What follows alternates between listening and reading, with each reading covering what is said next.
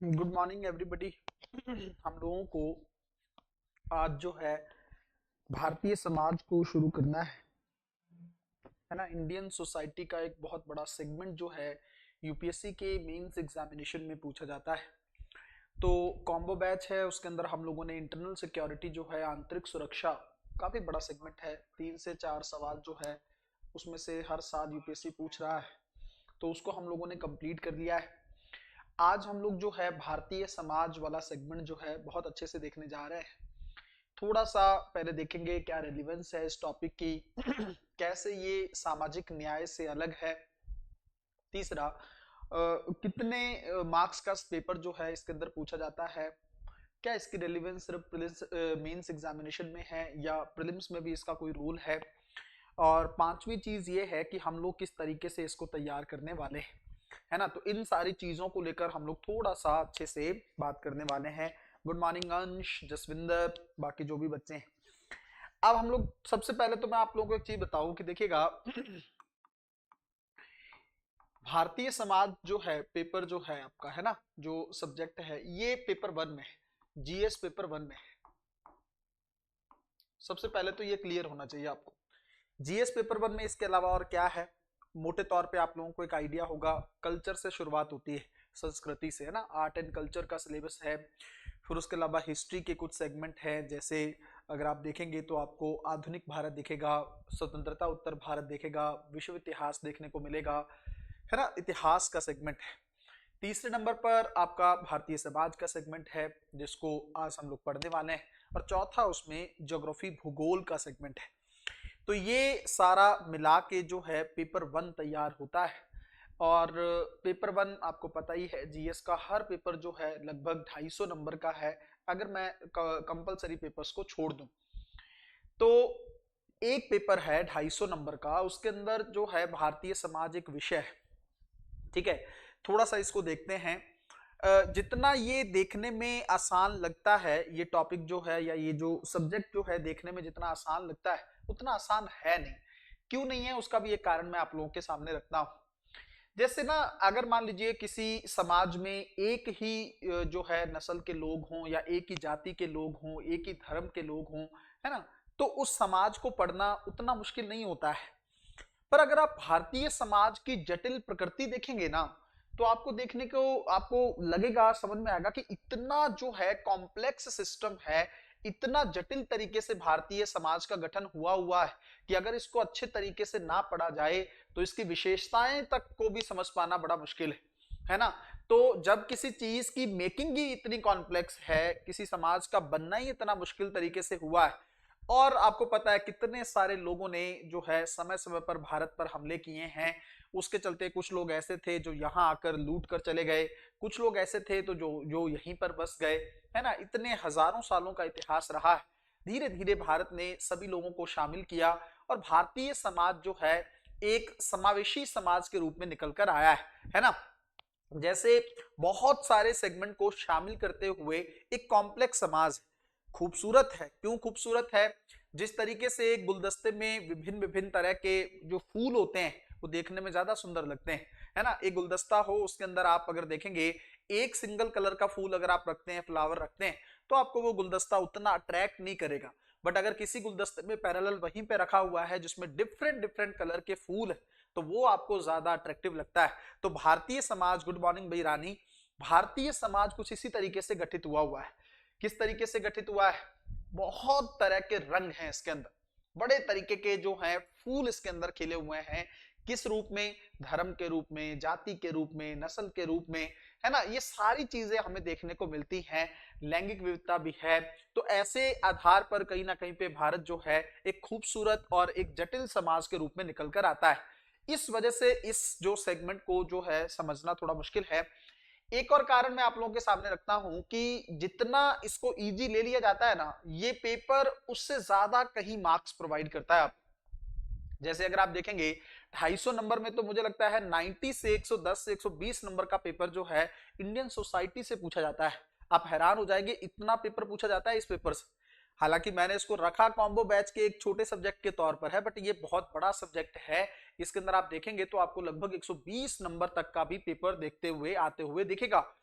और अगर पेपर इतना पूछा जा रहा है तब तो इसकी तैयारी करनी बनती है ना। लेकिन वही है कि हमें क्या लगता है ना कि टॉपिक बड़ा आसान है, इंडिया का समाज है, समाज की विशेषताएं पढ़नी है, महिला पुरुष के बारे में पढ़ना है, जाति के बारे में पढ़ना है। तो भारत में क्या है, हर व्यक्ति अपने आप को ज्ञानी समझता है, तो उसको लगता है अरे मुझे तो ये सब चीजें बहुत आसान तरीके से पता है, इसको नोट से पढ़ लिया जाएगा और इसको लिख लिया जाएगा। खैर, जिसको जैसी समझ है उसको वैसे करना चाहिए। लेकिन मैं आपको एक चीज बता रहा हूँ, ध्यान से समझिएगा। जब पता होता है ना कि कोई टॉपिक दिखने में आसान हो, यूपीएससी में खास करके वो उतना आसान होता नहीं है, पहली बात। दूसरा, अगर कॉमन सब्जेक्ट है, मान लीजिए सबके पास सिमिलर पॉइंट हैं, तो आपको नंबर कैसे मिलेंगे? सबसे बड़ा सवाल यही है। अगर सबके पास वही पॉइंट्स हैं जो जनरल पॉइंट है, जिस वजह से अगर हम किसी सब्जेक्ट को नॉर्मल तैयार करते हैं ना, तो हमारे माइंड में जनरल पॉइंट रहते हैं। अच्छा, एक पॉइंट ये है, एक पॉइंट ये है, एक पॉइंट ये है।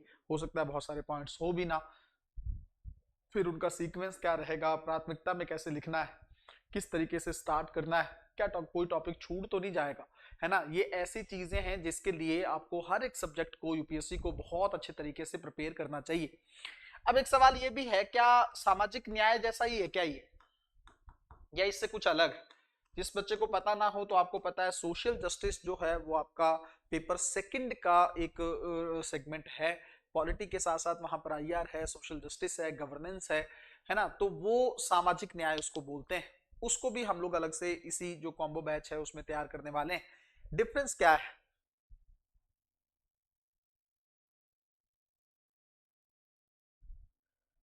ठीक है, डिफरेंस क्या है इस चीज के अंदर अगर हम लोग देखें, सामाजिक न्याय जो है ये समाज के अंदर न्याय की बात करता है, सोशल जस्टिस की बात करता है। कैसे? जैसे समाज के डिफरेंट डिफरेंट वर्ग हैं। एक वर्ग है समाज का दलित तबका, एक समाज का वर्ग है शेड्यूल्ड ट्राइब, जनजातीय तबका, एक समाज का वर्ग है महिला, एक समाज का वर्ग है बच्चे, एक समाज का वर्ग है जो आपके दिव्यांग लोग हैं, एक समाज का तबका है ट्रांसजेंडर। इन सबको जो है न्याय प्रदान करना है। आप कहोगे सर क्या हॉलिस्टिक तरीके से न्याय देने से इनको न्याय नहीं मिलेगा? अगर तो सबका विकास हो तब तो बात ही क्या है ना। पर कुछ ना कुछ सेगमेंट पीछे छूट जाते हैं। क्यों छूट जाते हैं उसके अपने कोई कारण है। जैसे महिला का विकास प्रॉपर तरीके से क्यों नहीं हो पाता? क्योंकि भारत में आपको पता है पितृसत्ता है, एक कारण है। महिलाओं को उतने अवसर नहीं मिलते हैं जितने अवसर लड़कों को मिलते हैं। तो ये डिफरेंस है, इसलिए कुछ एक्स्ट्रा करने की जरूरत है। दलित समाज जो है उन्होंने काफी हजारों सालों से जो है अन्याय सहन किया है, शोषण का शिकार रहे, तो काफी पीछे छूट गए हैं। उनके लिए कुछ अलग से करने की जरूरत है। जनजातीय लोग जो हैं, जो आज तक भी मुख्य धारा से नहीं जुड़ पाए हैं, काफी पीछे छूट गए हैं, समाज के सेगमेंट में विकास से पीछे छूट गए हैं, उनको मुख्य धारा से जोड़ना है, उनका विकास करना है, उनको बराबर लेकर आना है। ट्रांसजेंडर को भारतीय समाज आज भी एक्सेप्ट नहीं कर पा रहा है ना। उन लोगों के साथ जो भी ये कैटेगरी है, लेस्बियन, गे, ये सब इनको लेकर जो है भारतीय समाज अभी भी रेडी नहीं हुआ है। समलैंगिक संबंधों को लेकर भी समाज अभी रेडी नहीं हुआ है। ऐसे लोगों को मार दिया जाता है, जबकि बार बार साइंस इस बात को प्रूव कर चुकी है कि ये हार्मोनिक समस्या है। इसको आप लोग जो है अपनी चॉइस के तौर पर ना देखें। ऐसा नहीं कि उस पर्सन की चॉइस है, वो चॉइस भी अगर उसकी है तो किसी वजह से है, उसके शरीर में कोई प्रॉब्लम, तो वो एक तबका है। उसके अलावा एक दिव्यांग एक तबका है। आज भी अगर आप देखोगे तो सार्वजनिक परिवहन, अगर मेट्रोपॉलिटन सिटीज को मैं छोड़ दूं तो बाकी जगहों पर उनके अकॉर्डिंग इंफ्रास्ट्रक्चर नहीं बना हुआ है। जैसे मान लीजिए अगर उनको रेलवे पे जाना है या कहीं स्टेशन पर जाना है या किसी सार्वजनिक भवन में जाना है, उनके लिए अलग से सीढ़ियां नहीं बनी हुई, उनके लिए हेल्प करने वाला कोई व्यक्ति नहीं है ना। तो उस समाज को भी या उस सेगमेंट को भी बराबर लाने की जरूरत है।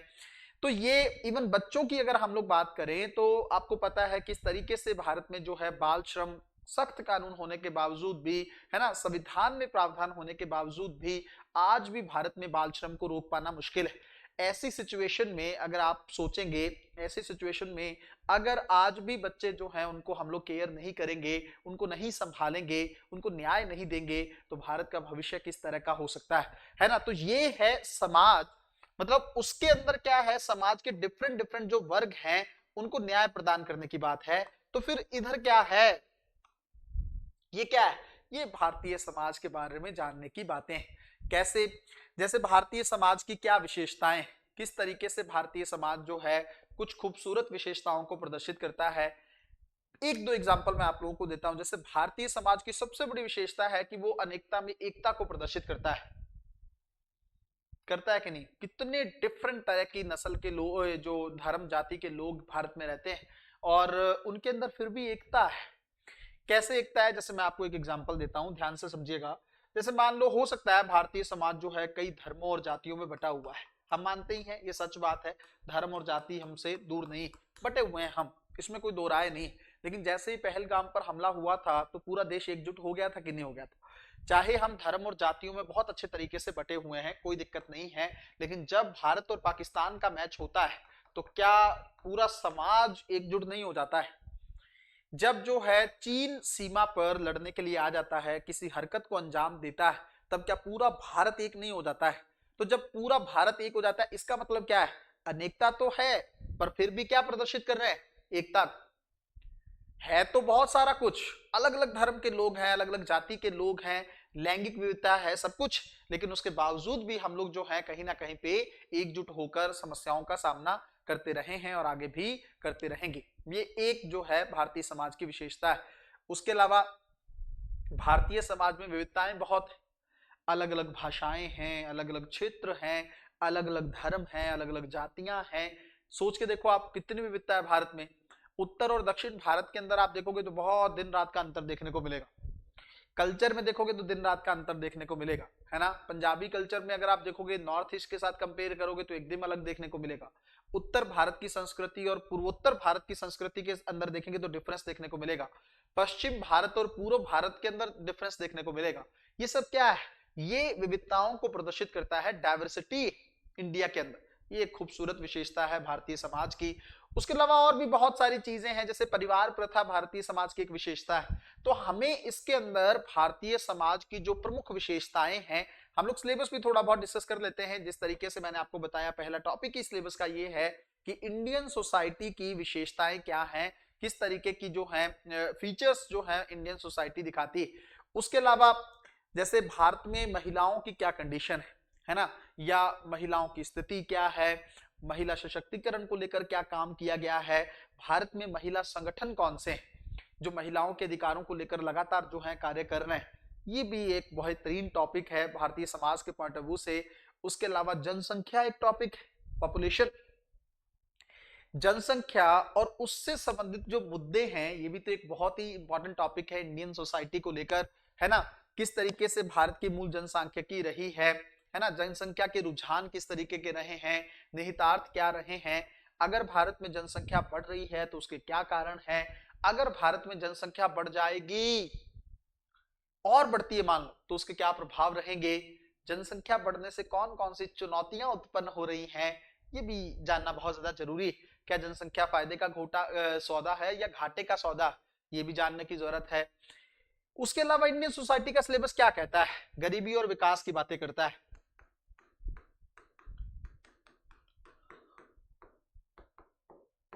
क्या संबंध है दोनों के बीच में।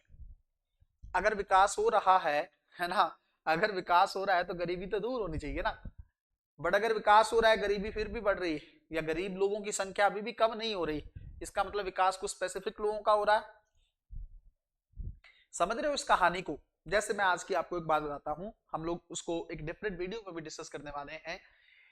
ट्रंप के जो हैं वाणिज्यिक सलाहकार हैं, उन्होंने एक बात बोली कि भारत में जो रूस से तेल आयात किया गया है पिछले कुछ समय में, जब से रूस और यूक्रेन के बीच में युद्ध चला है, तो भारत में लगभग 35 से 40% अपना इंपोर्ट जो है ऑयल का, वो रूस से किया है। मतलब उससे पहले भारत रूस से लगभग 0 या 1% तेल ले रहा था, अब जो है 35 से 40% का तेल जो है रूस से इंपोर्ट कर रहा है भारत। तो उन्होंने बोला है कि इस इंपोर्ट का फायदा केवल ब्राह्मणों को हुआ है। मैं फिर से दोहरा रहा हूं, आपको सुनने में बड़ा अजीब लगेगा कि वो कह रहे हैं कि रूस से जो सस्ता तेल आप आयात कर रहे हो, उससे फायदा जो है एक ब्राह्मण जाति को हुआ या ब्राह्मण वर्ग को हुआ है, बाकी सारा तबका जो है पीछे छूट गया है। अब ये आज तक अमेरिका की जो है डिप्लोमेसी में देखने को नहीं मिला है। एक हिसाब से भारत में जातिगत खेल करने के लेवल पर जो है ट्रंप प्रशासन जा चुका है।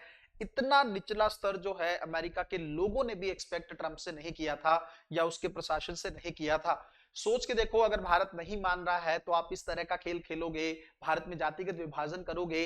कम से कम इतना तो पता करके रखो कि भारत में जितना व्यापार का सेगमेंट है वो वैश्य वर्ग के हाथों में। चाहे आप रिलायंस इंडस्ट्रीज भी देखोगे तो किन के हाथों में? वैश्य वर्ग के हाथों में। ब्राह्मण वर्ग के हाथ में जो है वो लोग पैसे से वैसे भी वो ज्यादा नहीं करते हैं। ऐसा नहीं है, बिना जरूरत के हिसाब से चीजें चलती हैं, बट व्यापार की चीजें आज भी भारतीय समाज में किन लोगों के हाथों में? वैश्य वर्ग के हाथों में। तो सबसे पहले तो आपको वो जानने की जरूरत है। और ऐसा थोड़ी है कि अगर हमने तेल आयात किया है तो वो स्पेसिफिकली पेट्रोल की गाड़ियां जो है ब्राह्मण ही चला रहे हैं और बाकी लोग चला ही नहीं रहे हैं। तो ये बहुत ही निचले स्तर की राजनीति है जिसके ऊपर जो है ट्रंप का प्रशासन जा चुका है, ये दिखाने के लिए कि भारत में जो है हम हिंदू मुस्लिम का गेम अगर करेंगे, है ना, ट्रंप को ये लग रहा है कि अगर हिंदू मुस्लिम को लेकर बात करेंगे तो इससे जो है बीजेपी को फायदा हो सकता है, लेकिन अगर हम लोग जाति की बात करेंगे ना तो इसको नुकसान हो सकता है और इस मैटर को विपक्ष बहुत बुरे तरीके से उछाल सकता है भारत में। ये भी हो सकता है कि विपक्ष के साथ थोड़ी बहुत साठगांठ भी जो है ट्रंप की चल रही हो, उसको हम लोग वीडियो में बहुत प्रॉपर तरीके से डिस्कस करने की कोशिश करेंगे। लेकिन मैं आपको ये बता रहा था कि गरीबी और विकास ये दोनों आपस में जुड़े हैं, और अगर विकास सबका नहीं हो रहा है इसका मतलब वो कुछ स्पेसिफिक लोगों का हो रहा है। ये बात तो भारत में दिख ही रही। क्यों दिख रही है? कि अगर आप सोच के देखो 74% संपत्ति अगर टॉप के 10% लोगों के पास है, इसका मतलब ये क्या है? असमानता है। भारत में जीडीपी वृद्धि का जो दर थी एक समय पर 10% के आसपास पहुंच गई थी, पर क्या वो विकास समावेशी है? क्या वो सभी के साथ और सभी के विकास वाली बात है? क्या सबका विकास हो रहा है? नहीं हो रहा है। तो इसका मतलब क्या है? कुछ स्पेसिफिक लोगों का हो रहा है, पूंजीपतियों का हो रहा है। ये भी तो एक नेगेटिव चीज है। फिर भारत में गरीबी कैसे दूर होगी? तो भारत में गरीबी क्या है, उसके क्या कारण हैं, किस तरह के प्रभाव हैं, उससे संबंधित कौन कौन से मुद्दे हैं, ये भी हमारे इंडियन सोसाइटी का एक बेहतरीन टॉपिक निकल कर आता है। एक और जो है समाज का विषय है जिसको हम लोग डिस्कस करेंगे, वो है शहरीकरण, अर्बनाइजेशन। अब देखो, भारत जो है धीरे धीरे शहरीकरण के विकास को दर्शा रहा है ना। आपको पता है कि लगभग 32% के आसपास पॉपुलेशन जो है अब शहरों में रहने लगी है। 32% के आसपास के डाटा है, लेकिन ये लगातार बढ़ रहा है। और ये डाटा का बढ़ना क्या है, जैसे मैं आपको कई बार बताया हूं कि शहर जो होते हैं ना, शहर जो होते हैं उनको विकास का केंद्र माना जाता है।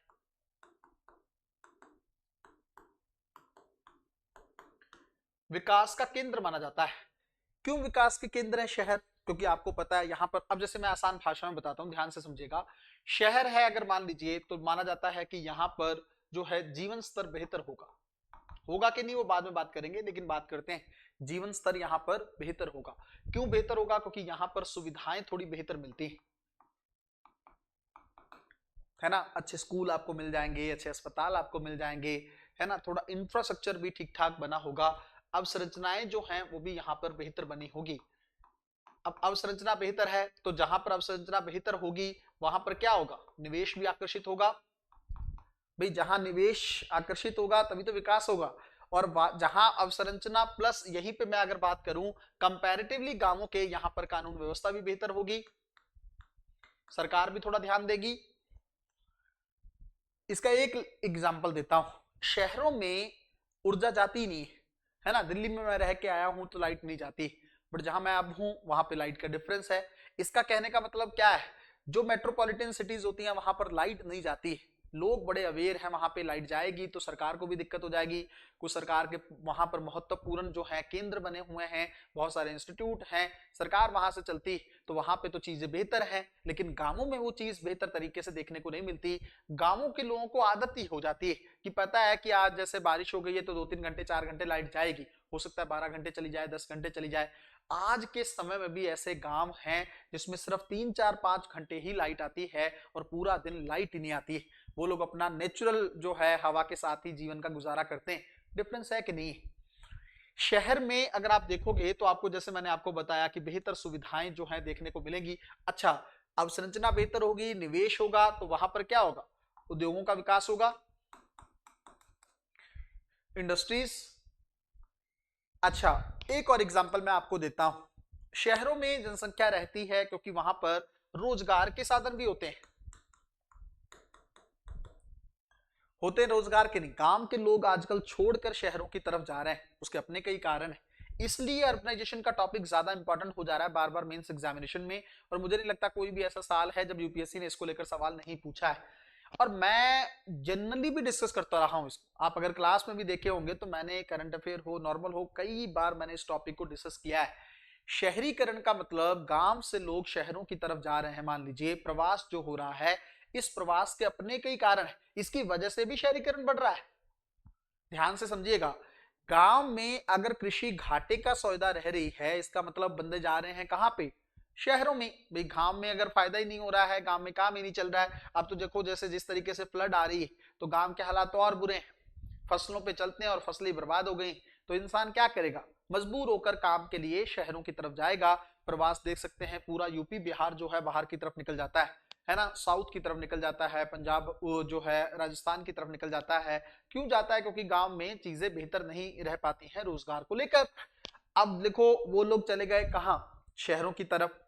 अब शहरों में जैसे मैंने आपको बताया ये सारी चीजें हैं, जीवन स्तर बड़ा अच्छा है, सुविधाएं बहुत अच्छी हैं, अवसंरचना अच्छी है, इंडस्ट्रीज वहां पर चल रही हैं, रोजगार के कई साधन हो सकते हैं, कुछ भी कर लेगा वो ऑटो रिक्शा चला लेगा, वो रेडी लगा लेगा, ठेला लगा लेगा, किसी छोटी मोटी कंपनी में काम कर लेगा, किसी इंडस्ट्री में इन्वॉल्व हो जाएगा, है ना, कुछ भी ड्राइवर में कुछ काम कर सकता है, कोई भी वर्क वहां पे वो करके वो अपने घर का गुजारा चला सकता है, वो कुछ ना कुछ इनकम को क्रिएट कर सकता है। दिल्ली में आप देखेंगे किस तरीके से जो है प्रवास हुआ है, कैसे लोग वहां पर आए हैं और कितना ज्यादा भीड़ भाड़ भी देखने को मिलता है, बहुत ज्यादा दबाव संसाधनों पर मेट्रोपॉलिटन सिटीज में आप लोग देख सकते हो। मैंने आपको बताया कि शहर जो है विकास के केंद्र है ना, इस वजह से शहर इंपॉर्टेंट है। लेकिन अगर आप विकास के केंद्रों पर बहुत ज्यादा, जैसे एक और चीज समझ लीजिएगा, किसी भी देश को अगर विकसित राष्ट्र बनना है ना, किसी भी देश को विकसित राष्ट्र बनना है तो उसकी एक खूबी ये भी बताई जाती है कि आपकी कम जनसंख्या गांवों में रहे और ज्यादातर जनसंख्या आपकी शहरों में रहे। इसका मतलब उस देश को शहरीकरण को बढ़ाना होगा। क्यों बढ़ाना होगा, क्योंकि शहरीकरण विकास का केंद्र है। अब शहरीकरण विकास का केंद्र है, बहुत अच्छी बात है, बढ़ना चाहिए शहरों का, है ना। इवन नेहरू के समय से ये बात थी कि भारत का विकास शहरों की तरफ से हो। गांधी क्या चाहते थे, भारत का विकास गांवों की तरफ से हो। लेकिन आज भी भारत उस जटिल प्रॉब्लम में फंसा हुआ है कि हमें क्या करने की जरूरत है। लेकिन धीरे धीरे भारत जो है शहरीकरण की तरफ, अर्बनाइजेशन की तरफ बढ़ रहा है और आने वाले टाइम में ये चीजें भी और ज्यादा देखने को मिलेंगी। अब एक चीज समझो कि अगर शहरों में शहरीकरण अगर बढ़ रहा है, मान लीजिए शहरीकरण का विकास हो रहा है, शहरों में रहने वाले लोगों की संख्या भी बढ़ रही है और शहर का क्षेत्रफल भी इंक्रीज हो रहा है। आप देखो एक समय पर मान लो दिल्ली इतनी थी, फिर इतनी हो गई, फिर इतनी हो गई। अब इसका कहने का क्या मतलब है, उसका क्षेत्र नहीं बढ़ रहा है। मान लीजिए पहले लोग सिर्फ इतने में ही निवास, मान लीजिए ये पूरा दिल्ली है, अगर मैं आपको एक चीज बताऊं ध्यान से समझिएगा, मान लीजिए ये पूरा दिल्ली का क्षेत्र है, पहले लोग जो है सिर्फ यहाँ पे ही रह रहे थे, अब लोगों का यहाँ पे भी बढ़ रहा है और बढ़ता जा रहा है। और ये शहर जो इवन एंटर भी कर रहा है हरियाणा में, यूपी में, वहां पर एंटर कर दे रहे हैं। कितने सारे प्लॉट्स जो है नए काटे जा रहे हैं, कितनी कॉलोनियां काट दी जा रही हैं। और एक और मजेदार चीज है जो बड़ी दिक्कत वाली चीज है, वो ये है कि ये जो विकास हो रहा है ये अनियोजित तरीके से हो रहा है, प्लान्ड तरीके से नहीं हो रहा है, अनियोजित तरीके से हो रहा है। कोई किधर भी बढ़ जा रहा है, किधर से भी, कोई द्वारका की तरफ बढ़ जा रहा है, कोई किस तरफ बढ़ जा रहा है, उससे क्या है ना, प्रॉपर तरीके से प्लानिंग के माध्यम से डेवलपमेंट नहीं हो पा रही है शहरों की। अब देखो अगर शहरीकरण बढ़ता है, मान लीजिए शहरीकरण बढ़ता है, इवन गांवों से शहरों की तरफ प्रवास बढ़ता है, तो क्या वहां पर चुनौतियां या मुद्दे क्रिएट नहीं होंगे, नहीं क्रिएट होंगे। क्या मुद्दे क्रिएट होंगे, आप शहरों में गए है ना, या जनसंख्या बड़ी शहरों में, तो क्या है, संसाधनों पर दबाव उत्पन्न होगा। पहले वहां पर कम जनसंख्या थी, अब जनसंख्या ज्यादा है, तो वहां पर ज्यादा पानी चाहिए, वहां पर ज्यादा बिजली चाहिए, वहां पर ज्यादा राशन चाहिए, बेसिक चीजें चाहिए कि नहीं चाहिए, है ना। तो बेसिक सुविधाओं की वहां पर आपको चीजें करनी पड़ेंगी, वहां का अवसंरचना बेहतर करना पड़ेगा, सभी लोगों को रोजगार प्रोवाइड करना पड़ेगा, सभी लोगों को रहने का कुछ ना कुछ निवास की चीजें, है ना। अगर आप नहीं प्रोवाइड करोगे तो वो लोग क्या करेंगे, झुग्गी झोपड़ी में रहेंगे। यही होता है, जो लोग ये जाते हैं, जो वहां पर जाकर रिक्शे वगैरह चलाते हैं, वो प्रॉपर 6-7 हजार रुपए के रेंट के रूम में नहीं रह सकते, इतनी तो उनकी इनकम ही नहीं है। तो वो लोग क्या करेंगे, ऐसा कोई जुगाड़ करेंगे जहां बस रात रहने का काम हो जाए। तो उस वजह से झुग्गी झोपड़ियां बढ़ती हैं शहरों में। और झुग्गी झोपड़ियों के अपने इश्यूज हैं। क्या अपने इश्यूज हैं, इस पे सवाल इस बार एक्सपेक्ट कर सकते हो आप। झुग्गी झोपड़ियों के इश्यूज ये हैं कि वहां पर पहली बात तो बेसिक सुविधाएं नहीं होती है ना, लाइट नहीं आती है, पानी की प्रॉब्लम है, ये सफाई नहीं होती है। अब सफाई नहीं होगी तो वहां पर क्या है, बीमारियां बहुत रहेंगी। ऐसे लिंक करके पढ़ना है चीजों को, बीमारियां बहुत रहेंगी। अच्छा, बीमारियां रहेंगी, इसी झुग्गी झोपड़ी में अगर लोगों को काम और नहीं मिलेगा तो अपराध करने की प्रवृत्ति बढ़ जाएगी, क्योंकि ढूंढोगे कैसे जाके, यहीं से अपराध होता है, यहीं से नशे की या मादक पदार्थों की तस्करियां शुरू हो जाती हैं। इनके अपने इश्यूज। तो अर्बनाइजेशन में आप शहरीकरण कर रहे हो, बहुत अच्छी बात है, आप विकास के केंद्रों की संख्या बढ़ा रहे हो, बहुत अच्छी बात है, शहर बढ़ रहे हैं, ये भी अच्छी बात। लेकिन शहरों के अपने इश्यूज हैं, इतना संसाधन पर दबाव क्रिएट होता है, ऊर्जा पर, एसी इतने लग जाते हैं कि शहर जो है अर्बन हीट आइलैंड के तौर पर काम करने लगते हैं, जिसको आप लोग हिंदी में बोलते हैं शहरी उष्मा द्वीप। अब इसका क्या कॉन्सेप्ट है, इसको ध्यान से समझ लीजिएगा, प्रीलिम्स के पॉइंट ऑफ व्यू से अच्छा या मेंस के पॉइंट ऑफ व्यू से अच्छा हो सकता है। जैसे मान लीजिए कोई भी एग्जांपल हो, जैसे कोई ये शहर है ना, ये शहर है और इसके आसपास मान लीजिए गांव है, तो अगर अगर ये वाला क्षेत्र कंपैरेटिवली इस क्षेत्र के ज्यादा गर्म होने लगे, गर्म ज्यादा होने लगे, तो इसको बोलते हैं अर्बन हीट आइलैंड, शहरी उष्मा द्वीप। बड़ा खूबसूरत सवाल है। और क्यों होने लगता है ये, क्योंकि आप सोचो आजकल शहरों में आपको पता कितने ज्यादा, अगर आप वहां पे इंडस्ट्री इंक्रीज होगी तो एसी की संख्या इंक्रीज होगी। अब एसी क्या है, अंदर तो कूलिंग करता है लेकिन बाहर क्या करता है, गर्मी। समझ रहे हो कि नहीं, फिर वहां पर अगर ज्यादा बिजली बनेगी, ज्यादा होगा तो कोयले का उत्सर्जन ज्यादा होगा, वहां पर और ग्रीन हाउस गैसेस का उत्सर्जन होगा। फिर आप परिवहन देख लो, शहरी यातायात, उसके चलते कितनी सारी ग्रीन हाउस गैसेस का उत्सर्जन होता है, उसके चलते और ज्यादा जो है पर्यावरण वाला जो है, या जो ग्रीन हाउस गैसेस का उत्सर्जन होने से क्या हो जाता है, जो आपका धरती और गर्म होने लगती है। तो ऐसी सिचुएशन में वहां पर आपको और ज्यादा गर्मी और ज्यादा जो है संसाधनों पर दबाव देखने को मिलेगा, और वो भी एक बहुत बड़ा नुकसान निकल के आता है ना। तो ये शहरीकरण के कुछ मुद्दे हैं, बहुत ही डिटेल में हम लोग समझने का इसको प्रयास करेंगे, है ना। इवन बस्तियों के कॉन्सेप्ट को भी अच्छे से देखने की कोशिश करेंगे। फिर एक टॉपिक है यूपीएससी के इंडियन सोसाइटी के सिलेबस का, कि जो वैश्वीकरण है इसका समाज पर क्या प्रभाव है। कितने लोगों को पता है कि जब मैंने इकोनॉमी पढ़ाया था तब मैंने इसका समाज का प्रभाव वहीं पे डिस्कस कर लिया, आप लोगों को अच्छे से याद हो।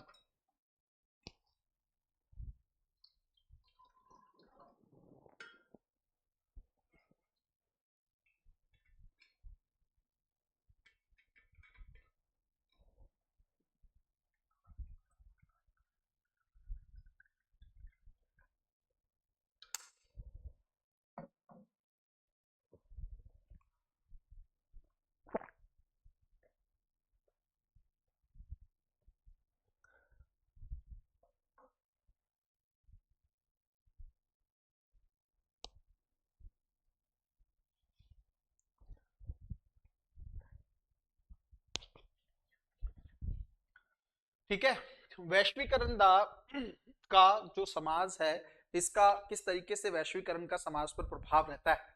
सिंपल सा मैंने कई बार आप लोगों से डिस्कस किया है कि अर्थव्यवस्था के तौर पर तो एलपीजी रिफॉर्म्स हम लोगों ने अपनाए है ना, लिबरलाइजेशन, प्राइवेटाइजेशन, ग्लोबलाइजेशन। अब वैश्वीकरण का मतलब क्या था कि भारतीय अर्थव्यवस्था को और भारत के हर एक सेगमेंट को अंतरराष्ट्रीय चीजों के साथ जोड़ना है, ना केवल अर्थव्यवस्था को ओपन करना है बल्कि समाज को भी ओपन करना है, ये वैश्वीकरण है। अब समाज ओपन हो जाएगा, इसका मतलब क्या है कि पश्चिमीकरण जो है वो भारतीय समाज पर अपना प्रभाव डालने लगेगा। बात सिर्फ पश्चिम की नहीं, एशिया का भी प्रभाव देखने को मिलेगा, है ना। तो क्योंकि सभी देशों के साथ हम लोग क्या है, जुड़ चुके हैं, और जुड़ने की कंडीशन में उस चीज का इंपैक्ट भी तो इंडियन सोसाइटी पर देखने को मिलेगा। फॉर एग्जाम्पल जैसे आजकल आप देख रहे हैं पश्चिमी जो कल्चर है या उनका जो पहनावा है उसने भारतीय समाज को प्रभावित किया है। पहनने लगे हैं कपड़े की नहीं, उस तरह की भारतीय वेशभूषा तो ऐसी नहीं थी, लेकिन आज देखो आप, ज्यादातर जो है मल्टीनेशनल कंपनी जो कपड़े प्रोवाइड कर रही हैं, हम उसी को जो है अलाउ कर रहे हैं, वही पहन रहे हैं। क्यों? क्योंकि हम उसको आधुनिकता का प्रतीक मान रहे हैं। हम क्या मान रहे हैं कि कपड़ों के को अपनाने से या उनके कल्चर या उनके ड्रेस को पहनने से हमें ये लग रहा है कि हम लोग ज्यादा मॉडर्न हैं। और देख लो, क्या भाषा, हम लोगों ने अंग्रेजी को आधुनिकता का प्रतीक नहीं मान लिया है। सरकार, गवर्नमेंट, जो आपके प्राइवेट स्कूल्स हैं, ये क्या करते हैं, इंग्लिश मीडियम में प्रोवाइड करते हैं एजुकेशन को ज्यादातर। हिंदी मीडियम के कमी है। आप यहाँ पे यूपीएससी में देख लो, इंग्लिश मीडियम वाले बच्चे से हिंदी माध्यम के बच्चा जो है कंफर्टेबल तरीके से बात ही नहीं कर पाता। क्यों नहीं कर पाता? उसको लगता है कि यार मैं किसी ना किसी रूप में पीछे हूं। उसको ऐसा ही फील होता है ना। क्यों ऐसा फील होता है? कि वो लगता है कि यार उसको इतनी अच्छी इंग्लिश बोलनी आती है, वो इंग्लिश मीडियम में तैयारी कर रहा है, और आपको क्या लगता है, अरे हम हिंदी मीडियम की तैयारी कर रहे हैं। इसका कारण पता है क्या है? ज्यादातर हिंदी माध्यम के बच्चे किस बेल्ट से है? आप देखोगे यूपी, बिहार, राजस्थान, हरियाणा, एमपी, ये वो क्षेत्र है जहां पर ठीक ठाक लेवल की डेवलपमेंट। तो उनको लगता है, खास करके यूपी और बिहार की मैं बात कर लूं, तो फिर वहां के बच्चों को देख के उनको लगता है कि यार ये लोग गरीब तबके के लोग। इंग्लिश मीडियम के बच्चों को ऐसा फील होता है। उनको लगता है कि हम लोगों का जो है स्कूलिंग बड़ा अच्छा हुआ है, महंगे स्कूलों में हम लोग पढ़े, इसलिए हम लोग इंग्लिश मीडियम को अपना रहे हैं। और अगर हम लोग उसका देखें कहीं ना कहीं पे इस सेगमेंट का, इन लोगों का, खास करके हिंदी माध्यम का, तो इन लोगों का स्कूलिंग ही जो है सरकारी स्कूलों में हुआ है। इस वजह से ये लोग इंग्लिश मीडियम से तैयारी नहीं कर पा रहे हैं। सोच के देखो दोनों में कितना ज्यादा जो है डिफरेंस आपको देखने को मिलता है। और उसके अलावा ले लो, खान पान ले लो, क्या था भारतीय खान पान? हम लोग दाल रोटी खाने वाले लोग थे, है ना, सिंपल खाना खाने वाले लोग थे, हेल्दी खाना खाने वाले लोग थे कि नहीं थे? बट आज हमारा खाना देखो क्या है, पिज्जा है, बर्गर है, कुछ भी आप देख लो, नूडल्स हैं। जितना जंक फूड है, हम सारा फूड हम लोग खाते हैं। घरों में जो होने लगा है, तला भुना हम लोग ज्यादा खाने लगे हैं। कहाँ हम लोग बहुत अच्छा खाना खाते थे। उस समय भारत के लोग जो है काफी हेल्दी भी होते थे, काफी बेहतर तरीके से उनका जो है शरीर का सिस्टम भी आप देख सकते थे। आज जो है हम लोग बीमारियों में। क्यों बीमारियों में? क्योंकि हम ये सब खाते हैं। मोटापा भारत में सबसे ज्यादा है। क्यों आता है मोटापा? यही सब चीजें खाने से आता है। एक कारण नहीं है, बट बड़ा कारण तो यही है। बच्चे जो है हर दूसरे तीसरे दिन उनको पिज्जा बर्गर चाहिए चाहिए, उनको मसालेदार खाना चाहिए चाहिए, है ना। तो ये कहीं ना कहीं पे हम लोग पहले ऐसे नहीं थे। ये प्रभाव किस चीज का है? वैश्वीकरण का है। क्या हमारी फिल्में, क्या वो प्रभावित नहीं हुए? क्या बॉलीवुड हमेशा से ऐसा था? आज जिस तरह की फिल्में बॉलीवुड में बनती, क्या वो फिल्में जो हैं भारतीय संस्कृति की थी या हैं? आज मुझे लगता है इंडियन कल्चर को साउथ इंडिया दिखा रहा है। साउथ का जो सिनेमा है वो भारतीय संस्कृति को प्रदर्शित करने पर ज्यादा ध्यान दे रहा है। बट बॉलीवुड की फिल्में देखोगे आप तो क्या दिखता है? हॉलीवुड के ट्रेंड को फॉलो करने की चीजें हैं, जिस तरह के सीन उसमें दिखाए जाते हैं वो क्या है? उनको भी ये लगता है कि हॉलीवुड की तरफ चलेंगे तो क्या हो जाएगा, मॉडर्नाइजेशन हो जाएगा। हमारा बॉलीवुड का कोई स्टार अगर हॉलीवुड की किसी फिल्म में चला जाए, हम उसको इतना बड़ा मान लेते हैं, इतना बड़ा मान लेते हैं। मैं मानता हूं वो एक अचीवमेंट है, बट हम लोग इसको इतना मानते क्यों है? हॉलीवुड ही तो है। ठीक है, उनके पास थोड़ी टेक्नोलॉजी ज्यादा है, विकसित देश है तो पूंजी भी ज्यादा है, पैसा भी ज्यादा है, लोकेशंस भी चलो मान लिया अच्छी हैं, पर जरूरी थोड़ी है कि उनके अंदर टैलेंट ही हो। मुझे तो उनके कई सारे एक्टर्स जो हैं लगते ही नहीं इतने टैलेंटेड। भारत में हो सकता है टैलेंट ज्यादा हो। और ये आप खुद कभी किसी हॉलीवुड मूवी को और बॉलीवुड मूवी को, जो पुरानी अच्छे जो एक्टर्स वाली मूवी हैं, उनको कंपेयर करिएगा, इवन साउथ इंडस्ट्री की किसी मूवी को कंपेयर करिएगा, आपको देखने को मिल जाएगा कि एक्टिंग किसमें ज्यादा है। तो मूवी का मतलब तो एक्टिंग होना चाहिए। मूवी का मतलब ग्रेंजर थोड़ी होना चाहिए। मूवी का मतलब ये थोड़ी है कि 500 करोड़ लगाया, 1000 करोड़ लगाया या 5000 करोड़ रुपए लगाया। मूवी का मतलब ये थोड़ी होता है। मूवी का मतलब तो एक्टिंग होता है। वो आपको कहाँ देखने को मिले? फिर भी हम लोग मानते किसको है? हॉलीवुड को। कोरियाई ड्रामा आजकल हम लोग उनको बहुत फॉलो कर रहे हैं। इसका मतलब क्या है? हम फिल्मों में भी उनको अपना रहे हैं। संगीत की बात कर लो, हमारा अपना कल्चर क्या था? हम किस तरह के गाने गाते थे, हम किस तरह की चीजों को प्रमोट करते थे, हमारा कल्चर तो डिफरेंट था ना।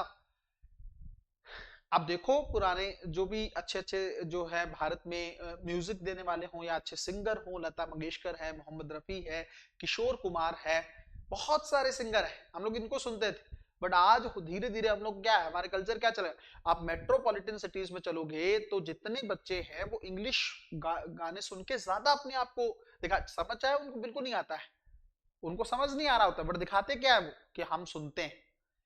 क्यों? क्योंकि फिर से वही बात, मॉडर्निटी का प्रतीक मानते हैं, अरे गांवों के लोग तो आज भी हिंदी गाने सुनते हैं, हम लोग आज इंग्लिश गाने सुनते हैं।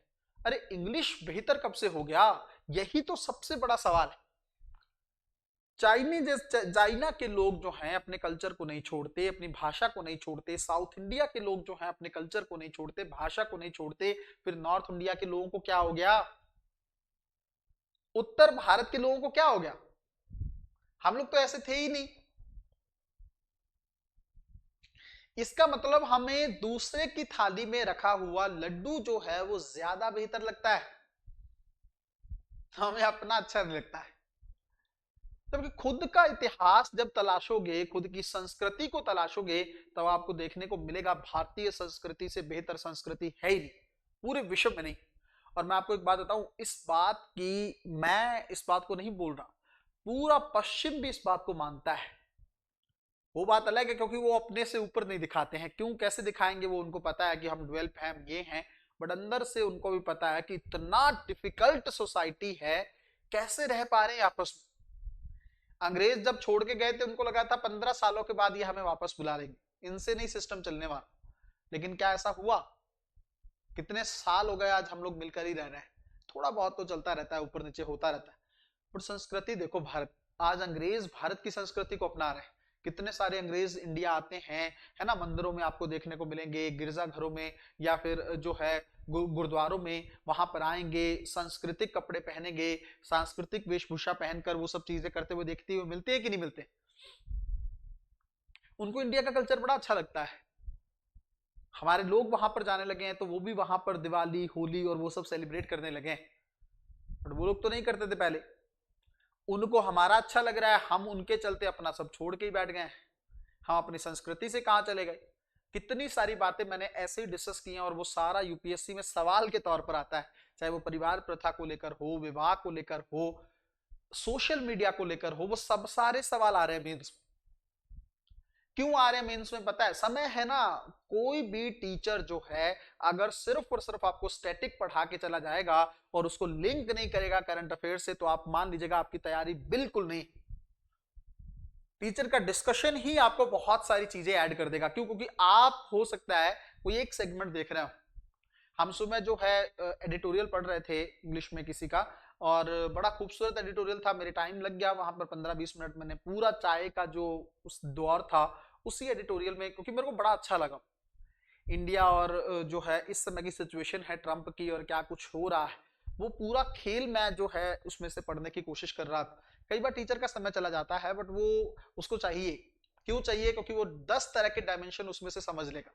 बट आप अगर किसी चीज को पढ़ रहे हो ना, तो आपको हो सकता है कि उसमें से एक ही डायमेंशन मिले, या हो सकता है वो भी ना मिले।